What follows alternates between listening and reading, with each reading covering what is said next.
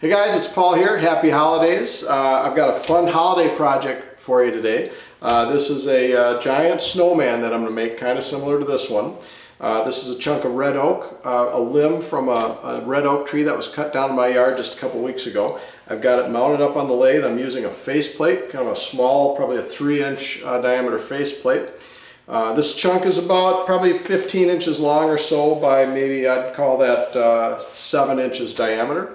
And I'm going to get it spinning. I'm going to use 3 different tools. The main one that I'm going to use is a 5/8 inch bowl gouge. And then once it's all turned, I will use a negative rake scraper and then a smaller negative rake scraper to get into the nooks and crannies. That's it. I don't even sand these.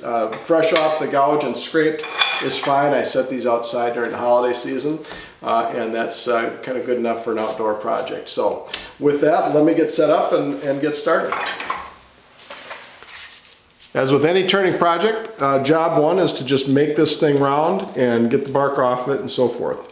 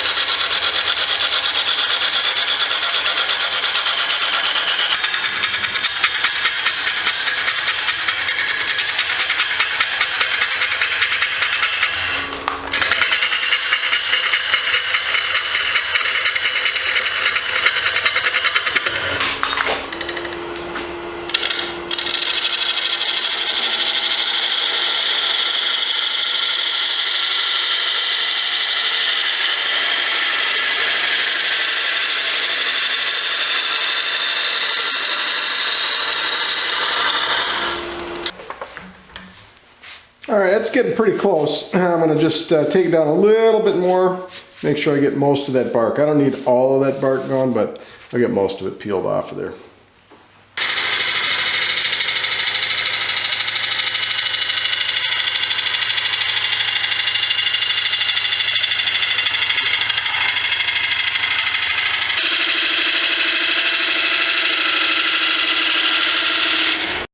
All right, now I'm going to just start shaping the snowman using the bowl gouge.